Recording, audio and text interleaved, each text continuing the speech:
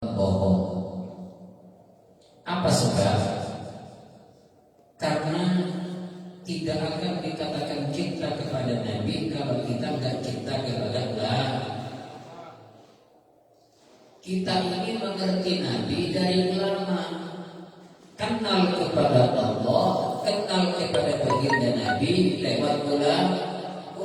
Nggak mungkin kita ini cinta sama Nabi tapi kita membenci para ulama.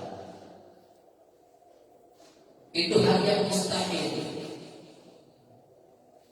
Sehingga yang bisa menghubungkan kita dengan Nabi itu Pak ya ulama.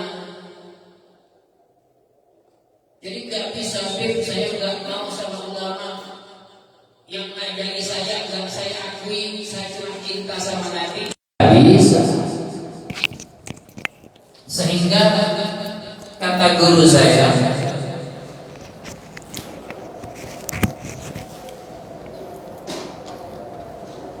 Al-Habib Taufik bin Abdul Qadir bin Husain Asgaf, beliau mengatakan kiblatnya orang Islam ketika sholat yaitu Ka'bah. Ya. Kiblatnya orang Islam ketika sholat yaitu Ka'bah. Kiblatnya seluruh umat di luar sholat siapa? Baginda Nabi Muhammad sallallahu alaihi wasallam. Dan kiblatnya seorang santri, seorang murid itu syaikhuh, gurunya. Jadi seorang murid tadi itu berkiblat kepada siapa? Kepada gurunya. Tapi seluruh umat kiblatnya Nabi Muhammad. Di dalam sholat kiblatnya apa? Ka'bah. Dan ini yang harus kita pahami. Seorang murid dia katakan saya nggak mau pakai guru langsung sama Nabi, nggak sampai. Wali-wali besar itu juga pakai guru. Al-Imam Sahibur Ratib Qutbil Irsyad wa Ghawthil Ibad wal Bilad Al-Habib Abdullah bin Alwi bin Muhammad Al-Haddad sampai kepada Allah juga punya guru. Siapa guru beliau? Al-Habib Umar bin Abdurrahman Al-Attas, pengarang Ratibul Attas. Jadi Ratibul Attas ini gurunya Ratibul Haddad. Jadi gurunya ngarang Ratibul Attas, muridnya ngarang Ratibul Haddad.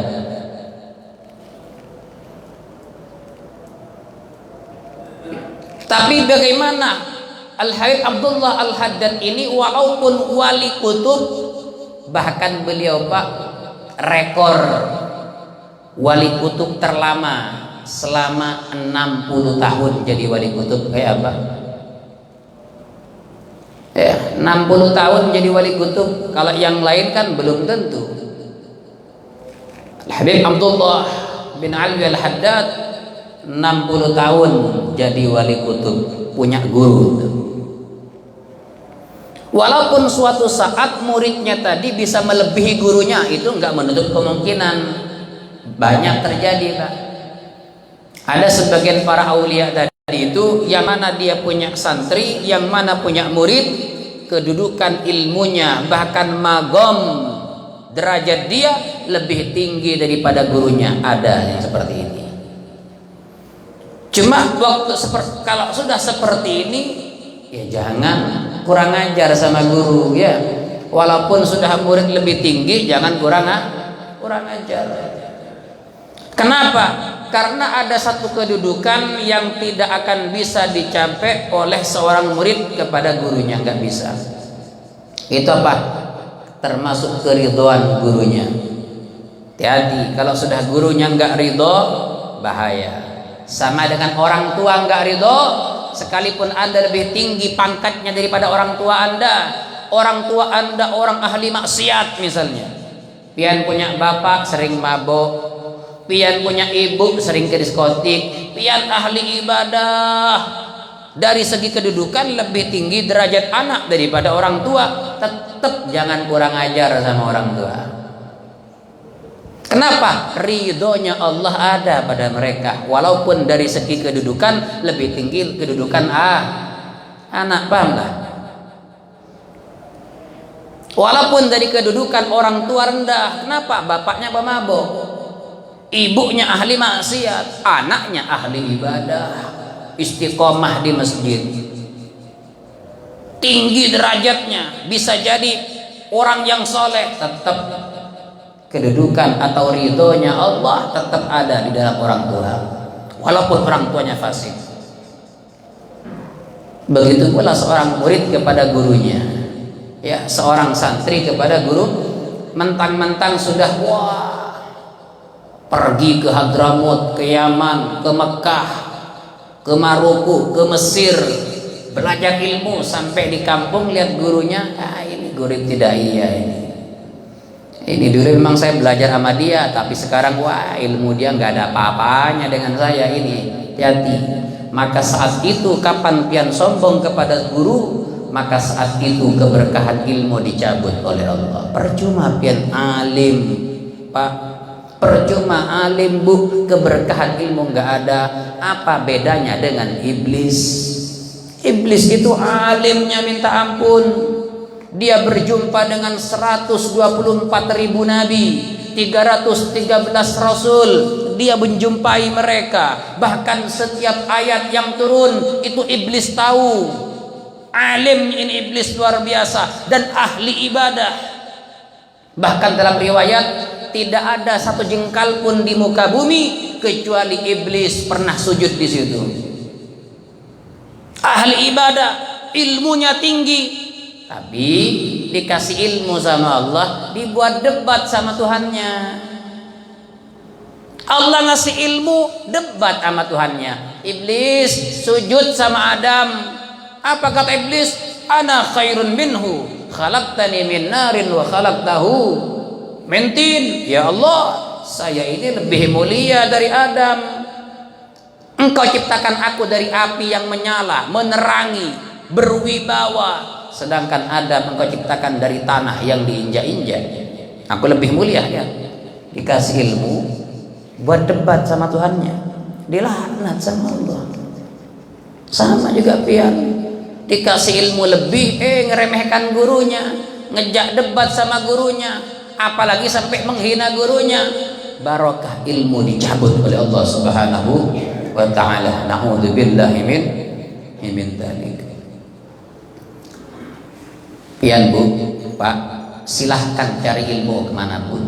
Ilmu sama di Samarinda dengan di Martapura sama, di Martapura dengan di Jawa sama, di Jawa dengan di luar negeri, di Hadramut, di Mekah sama ilmunya. Ya itu aja kitabnya. Safinatun Najah, Risatul Jami'ah, Taqriyatus Sadida, Minhaj, hadisnya itu Arba'in Nawawi, Mukhtar Hadis. Kitabnya sama di Jawa, Martapura, Balikpapan, Samarinda sama kitabnya. Silahkan cari ilmu sama siapapun. Anda boleh pilih guru siapapun. Cuma perlu Anda ketahui, keberkahan ilmu yang pian dapatkan tidak bisa Anda dapatkan kecuali khidmat kepada guru. Khidmat sama guru, baru berkah ilmu dapat. Sekarang ini mau cari ilmu, nggak nunggu di pondok pesantren, nggak nunggu di majelis, buka YouTube, apapun masalah Anda selesai. Sholat, klik enter muncul masalah sholat. Abdus Somad, Habib Jamal Ba'agil, misalnya Habib Taufik Kasegaf, Habib Rizik bin Syihab, guru ini, guru itu, misalnya muncul guru Jamal, guru Sekumpul, lengkap. Sekarang ini nggak nunggu kemana-mana, di rumah buka HP selesai dapat ilmu. Cuma yang kita cari bukan ilmunya doang, kita kepengen dapat berkahnya ilmu. Dengan apa didapat berkahnya ilmu? Dengan khidmat kepada guru. Khidmat ini Pak ibarat bumbu.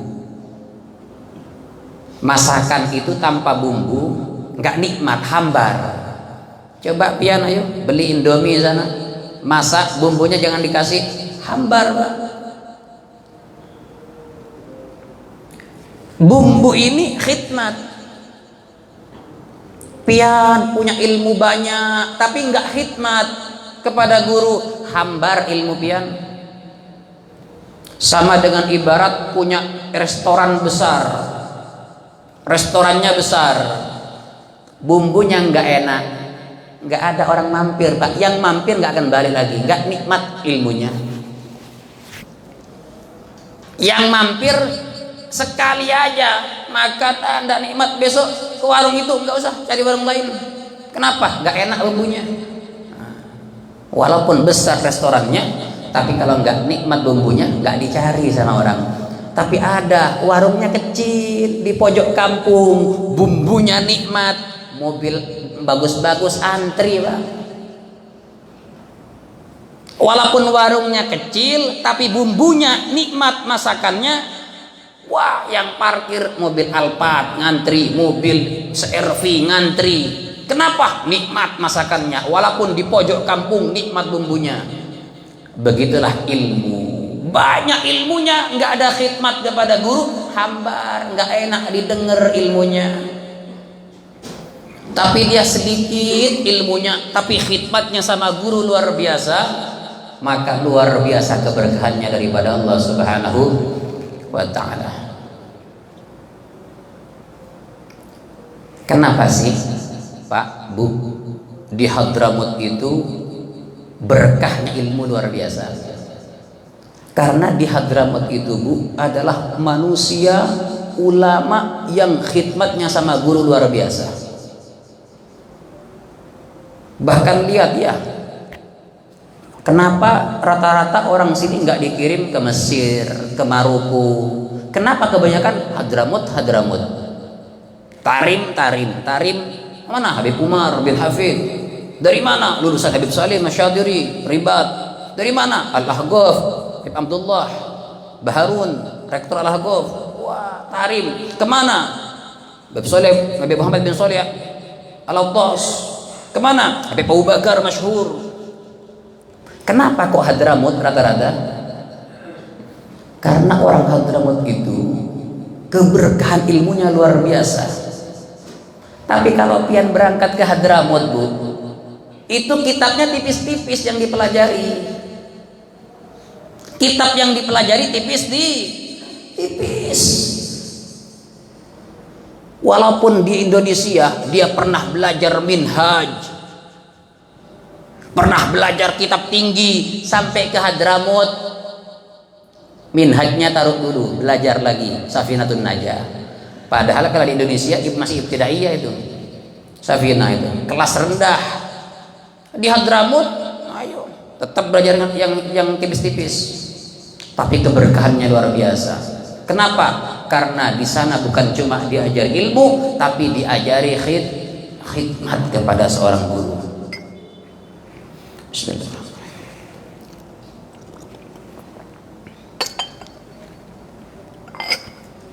Di Masjid Al-Muhdhar, Al-Habib Alwi bin Abdullah bin Idrus bin Syihab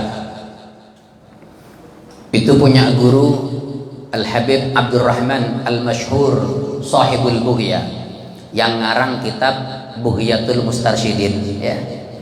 Itu yang ngarang kitab Bughyatul Mustarsyidin Al-Habib Abdurrahman Al-Masyhur. Itu punya murid Bu, namanya Habib Alwi bin Abdullah bin Idrus bin Syihab.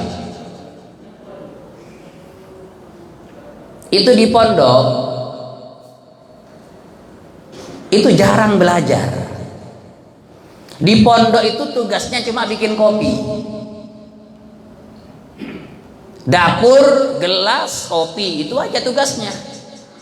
Kalaupun datang ke majelis telat, hampir selesai baru datang. Khidmatnya kepada gurunya luar biasa. Disuruh bikin kopi tiap hari sama gurunya, bikin kopi.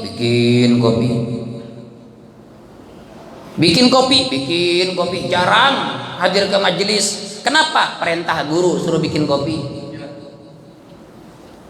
Suatu saat teman-temannya yang lain nyindir, Alwi, masa ente tiap hari bikin kopi terus ini? Kapan mau hadir majelis? Kapan mau belajar? Nanti nggak sama loh dengan kita, nggak selevel loh dengan kita nanti kamu. Kita ini sudah belajar tahunan, ente tiap hari bikin kopi terus. Ya mau apa lagi, diperintah sama guru. Guru suruh bikin kopi, ya sudah khidmat sama guru, ya ikuti apa kata guru. Coba sekali-kali ente ke majelis saja, duduk di depan, nggak usah bikin kopi. Biar yang lain bikin kopi. Mikir, betul juga ya. Ya dah, besok di depan. Begitu taklim, Habib Abdurrahman Masyhur buka kitab, dilihat di depan Habib Alwi bin Abdullah bin Idris bin Syihab. Tanya, ya Alwi, lima lam tasna al-qahwa, ente kenapa nggak bikin kopi? Dia tegur, Alwi, kok nggak bikin kopi ente? Kata dia, ya syekhi, sami'tu ba'da talabah man yu'ayyiruni. Saya ini ada sebagian teman-teman itu nyindir saya, ngomongi saya. Kenapa disuruh bikin kopi terus ketika majelis? Kenapa ndak hadir? Kapan dapat ilmunya? Apa kata gurunya? Isma' ya Alwi, i'mal bima qultu laka fasataqdumu ala haula'i kullihim wa satakunu syaikhan lahum. Alwi, sekarang ente bikin kopi. Yang saya perintahkan laksanakan. Kenapa? Kalau ente turuti gurumu ini, maka kamu, kata gurunya, akan mengungguli daripada santri-santri yang lain, dan kamu akan menjadi guru mereka nantinya. Karena gurunya langsung ke dapur bikin kopi lagi. Subhanallah, karena khidmatnya dari hati kepada guru, dapat ilmu luar biasa, futuh wal munuh wal rusuh. Dapat futuh daripada Allah, mudah nyerap ilmu, sehingga teman-teman sebaya dia yang satu kelas dengan dia belajar lagi kepada Habib Ali bin Abdullah bin Idris bin Syihab, jadi muridnya semua. Teman sekelasnya itu yang duluan belajar jadi santrinya sekarang. Kenapa? Berkat khidmat kepada seorang guru. Itulah keberkahan ilmu. Kalau kita lihat juga, makanya Pak Bu ya, hati-hati di Hadramaut itu, walaupun ilmu, walaupun yang dipelajari kitabnya tipis-tipis, tapi berkahnya luar biasa, bahkan bisa mengalahkan orang yang kitabnya tebal-tebal. Habib Ali Masyhur itu kalau belajar buka kitab, misalnya dijelaskan bab masalah sholat tahajud, bab sholat tahajud, bab sholat tahajud. Kita tanya santrinya, tadi malam ada yang nggak tahajud? Satu nggak tahajud, ditutup kitabnya. 100 santri misalnya, satu, maaf guru Habib, saya kelupaan ketiduran, tutup kitabnya. Wallahu a'lam bishawab. Jangan sampai masuk ke satu bab kalau santrinya nggak ada yang ngamalkan. Gitu luar biasa. Kalau sekarang babu sholat tahajud dari malam, ngiler semuanya, bikin sarang burung. Iya. Jadi walaupun sedikit ilmunya diamalkan luar biasa, dan takdimnya, khidmatnya kepada guru luar biasa, sehingga muncul ulama-ulama besar dari Yaman Hadramaut. Walaupun ilmunya kecil, ilmunya bukan, maaf ya, walaupun kitabnya yang dipelajari tipis-tipis.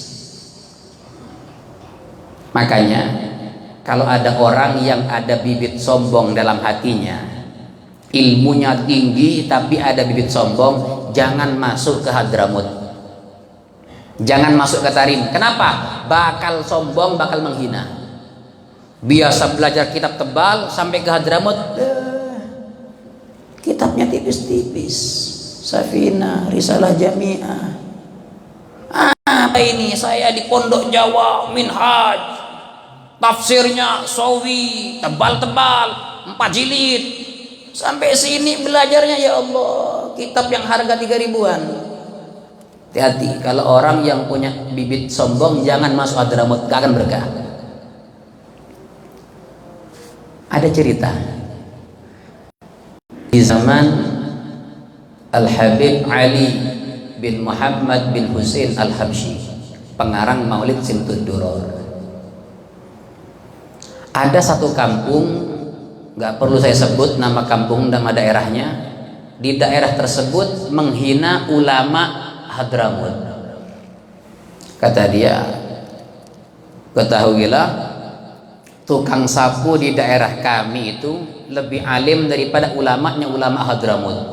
Wah, menghina. Kenapa? Karena di Hadramut kitabnya yang dipelajari tipis-tipis kitabnya, sedangkan di daerah ini tebal-tebal kitabnya, alim-alim ulamanya. Sampai terucap seperti itu. Apa kata dia? Tukang sapu di negeri kami itu lebih alim daripada ulama-ulama di Hadramut. Menghina. Kemudian sampailah pesan tersebut kepada Al-Habib Ali bin Muhammad bin Husain Al-Habsyi. Santrinya dengar, Habib, ini beberapa hari lagi ada multaqo ulama seluruh dunia kumpul, kirim saya mau debat dengan orang yang sombong itu, pengen tahu dari segi ilmu apapun, ayo kita debat, kata santrinya. Santri senior sudah ini, kirim saya Beb, kirim. Dia mau bahas apapun dari kitab segi apapun, ayo saya layani. Dia sudah kurang ajar, menghina ulama Hadramaut. Ayo sudah, kirim Beb saya. Mari jangan, ente di sini belajar. Terus siapa Beb? Cari. Dicari, mana si fulan? Di dapur Beb. Oh, bikin kopi. Yang dicari orang yang biasa bikin kopi. Ah, ini nih. Tadi dia panggil yang biasa bikin kopi di majelis. Iya, biasa di majelis bikin kopi, panggil apa nih? Habib, ini besok di satu negeri itu ada multaqo ulama, ya, bahsul masail, ingin membahas hukum. Ente besok berangkat mewakili Hadramut. Beb, nggak salah tunjuk orang kah? Ini pertemuan ulama sedunia ini, Beb. Masa saya ini tukang kopi mewakili ulama Hadramut? Lo kan pian punya santri yang alim-alim, kenapa saya, Beb? Sudah, turuti kata gurumu. Karena gurunya nyuruh, siap berangkat Beb. Pas hari H berangkat dia multaqo ulama seluruh dunia, ulama Mesir datang, ulama semua, Mekah datang, Oman datang, dari berbagai negara multaqo ulama. Masuk satu persatu, wah, sampai datang ini si pembuat kopi, tukang kopinya Habib Ali Al-Habsyi. Masuk. Dari mana ente? Dari Yaman. Mana? Hadramut. Aduh, dari Hadramut ini ilmunya kecil-kecil ini. Sudah, dari depan ini ulama besar-besar, ulama kelas kakap. Yang dari Hadramut ke belakang sana. Nggak beda, nggak level. Ini di negeri yang menghina ulama-ulama Hadramut ini. Sudah, duduk di belakang dia. Sudah kumpul. Ayo, Fatihah, tartibul Fatihah itu. Ayo, kita bahas ilmu. Kalau saya ulama Pak, yang dibahas ilmunya itu luar biasa. Ya ini ulama kelas dunia, ya. Ulama kelas dunia. Enggak bahas lagi arkanul Islam, enggak ada. Atau arkanus sholah, furudul wudu, enggak. Ini kelas dunia sudah. Yang dibahas yang gaib-gaib yang dibahas. Ilmunya ilmu gaib sudah ini. Pas pembahasan pertama apa?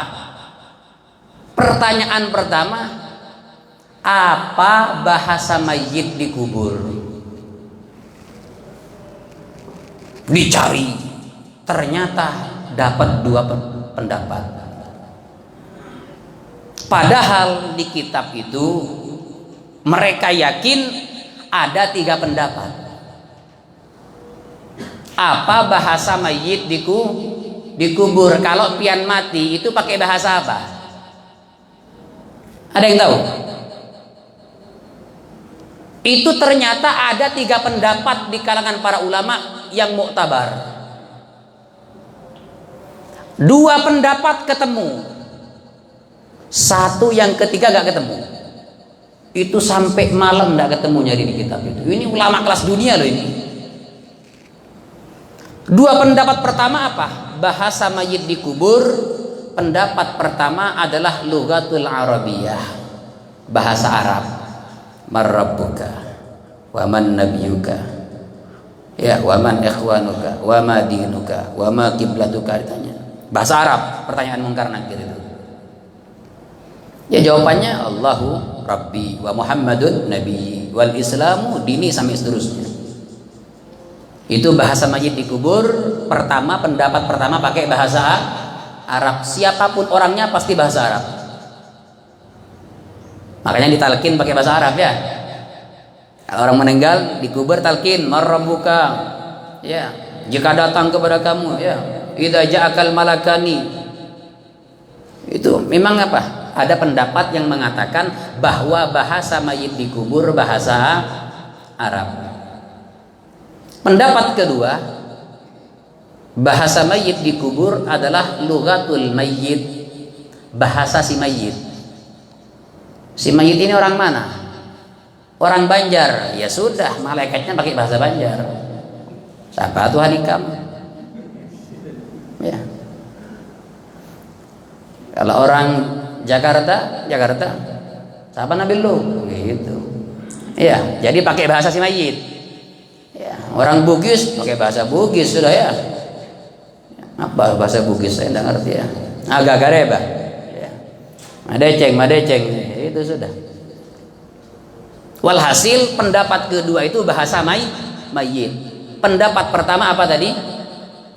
Bahasa Arab. Pendapat kedua bahasa mayit. Yang ketiga ini nggak ketemu. Apa? Bahasa apa yang ketiga ini? Ulama-ulama kelas dunia nyari kitabnya sampai bertumpuk-tumpuk, sampai habis di perpustakaan dicari nggak ketemu.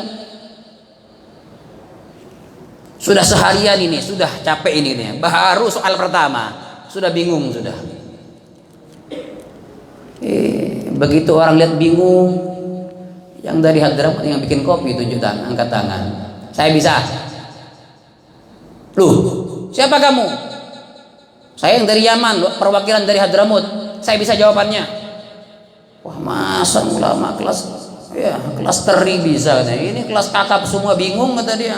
Ulama kelas teri masa bisa? Jangan belakang nanti katanya. Cari lagi, tidak ketemu. Pak, saya bisa tahu jawabannya nih. Ya sudah, apa Pak jawabannya yang ketiga? Oh, tunggu dulu kata dia ya. Al-ilm ghali. Ilmu itu mahal. Kasih tempat dulu saya. Kasih mimbar. Enaknya ya, ilmu ini mahal. Bukan saya minta menghargai diri saya, enggak. Saya mau menghargai ilmu. Ilmu mahal. Ya sudah, ke depan. Ini di hadapan ulama-ulama kelas dunia. Catat kata dia. Perhatikan baik-baik. Dengarkan. Catat. Dari tukang kopinya Habib Ali Habsyi. Begitu kan. Kemarin kan dia menghina ya. Apa kata ulama-ulama di sana? Tukang sapu di negeri kami itu lebih alim daripada ulama Hadramaut. Disombongkan juga sekalian. Kenapa? Sombong sama orang sombong itu sedekah. Ada orang sombong, sombongi sekalian, sedekah. Supaya tahu dia bahwa apa? Di atas langit adalah langit. Catat, tulis. Dari tukang kopi, muridnya Al-Habib Ali bin Muhammad bin Husain Al-Habsyi, sahibul maulid. Wasnani kama araftum. 2 pendapat sudah kalian ketahui semuanya. Apa? Pendapat pertama apa? Bahasa mayit dikubur. Pendapat pertama lughatul arabiyah, bahasa Arab. Pendapat kedua lughatul mayyit, bahasa si mayit. Pendapat ketiga, tulis kalian, tulis. Pendapat ketiga, bahasa mayit dikubur adalah bahasa Suryani. Baru lu iya kata dia, bahasa Suryani. Memang ada 3 pendapat. Ya, bahasa mayit dikubur ini ada 3 pendapat. Bahasa Arab, pendapat kedua bahasa si mayit, yang ketiga bahasa Suryani. Bahkan kalau nggak salah itu di kitab Al-Mufid karangan Al-Habib Muhammad bin Salim bin Syawbakar bin Salim, abahnya Habib Umar bin Hafid, itu ada pernah nulis bahasa Suryani, pertanyaan mungkar nakir dikubur, kurang lebih seperti ini ya. Tes. Halo, baterainya kayak ini.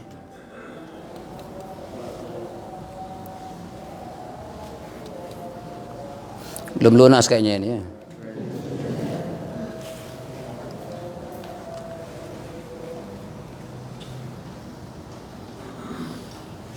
Bismillahirrahmanirrahim. Alhamdulillah.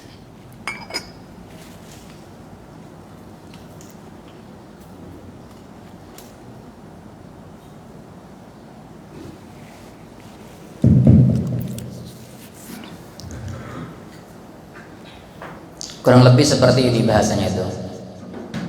Atrah karih salihin. Atrah karih salihin, itu artinya ya seperti marrabbuka wa man nabiyuka, itu artinya gitu. Jawabannya apa? Jawabannya nasah. Bahkan dalam riwayat, orang yang tahu jawabannya ini insya Allah aman daripada siksa kubur. Itu bahasa Suryani. Ya, naso itu maksudnya ya sama dengan Allah Tuhanku, Muhammad Nabiku, itu bahasa Suryani. Ya, seperti itu. Jadi ada 3 bahasa pendapat masalah, baru kaget. Nah ini kenapa ulama Hadramut yang dihina ternyata apa? Lihat, jangankan ulamanya, tukang kopinya aja sudah ilmunya seperti itu, melebihi yang lain. Nah ini keberkahan, berkat apa? Khidmat kepada guru. Sudah, orang kalau kepengen berkah itu khidmat, dapat ilmu, belajar. Cuma keberkahan ilmu tidak bisa didapat kecuali dengan khidmat sama guru, menghormati guru, takdim kepada guru, menyiapkan kebutuhan guru, khidmat, apa yang diperintahkan dia laksanakan.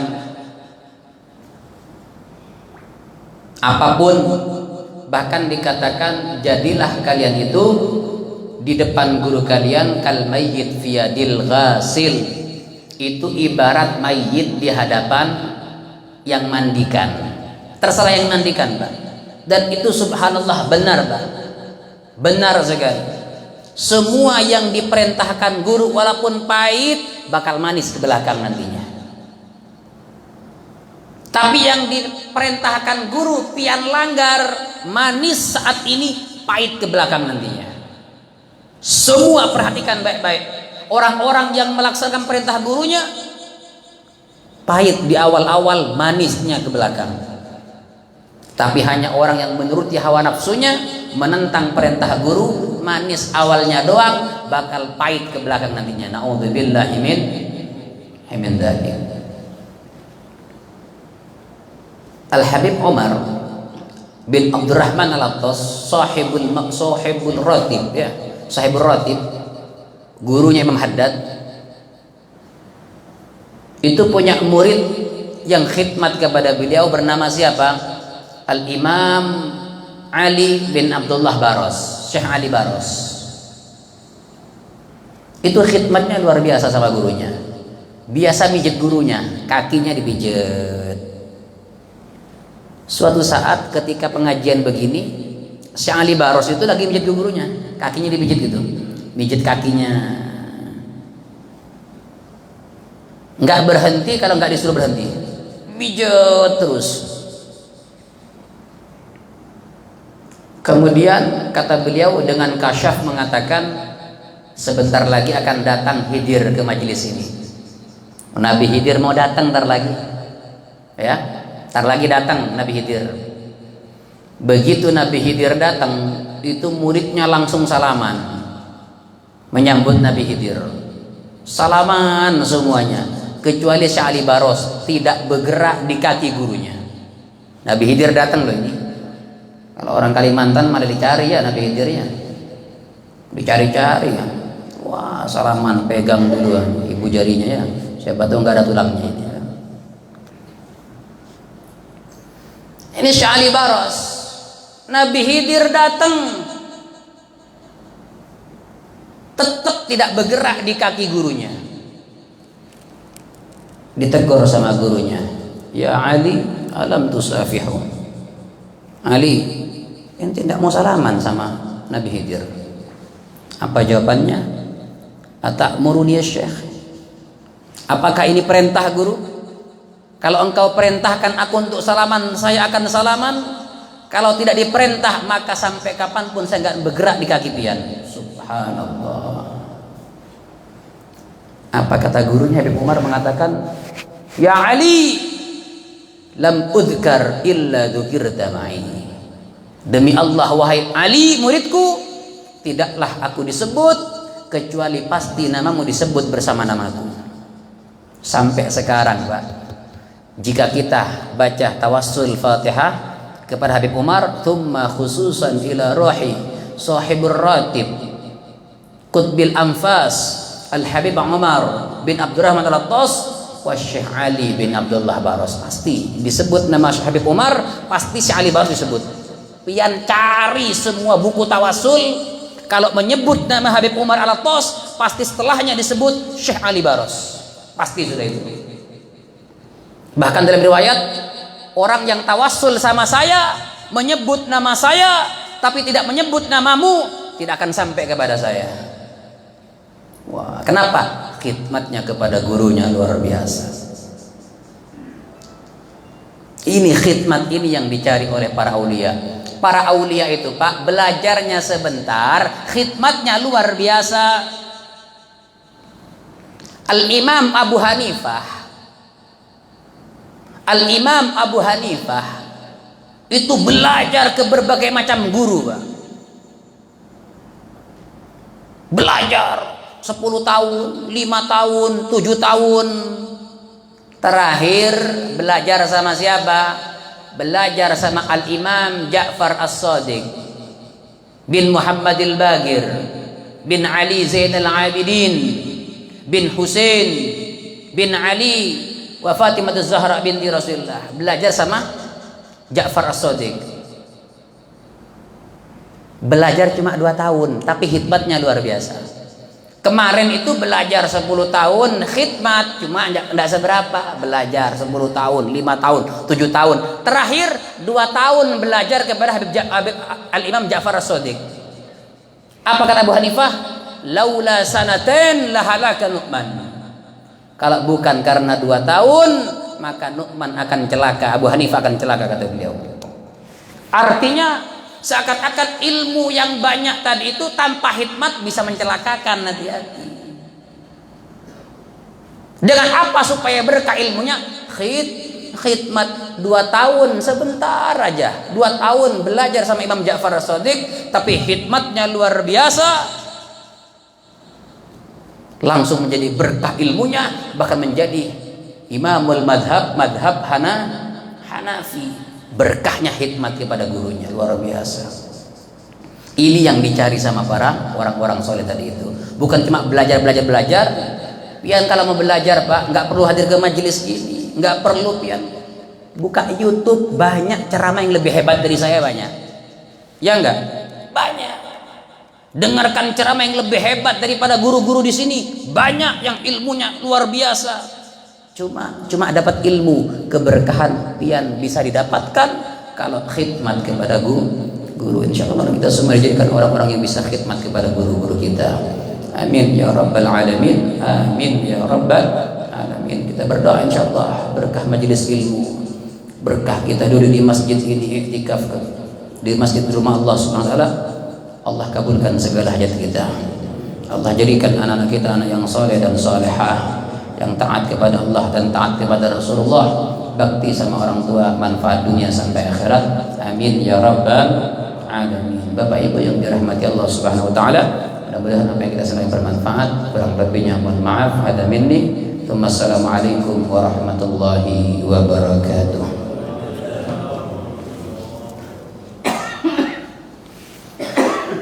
Taqabbalallahu minkum.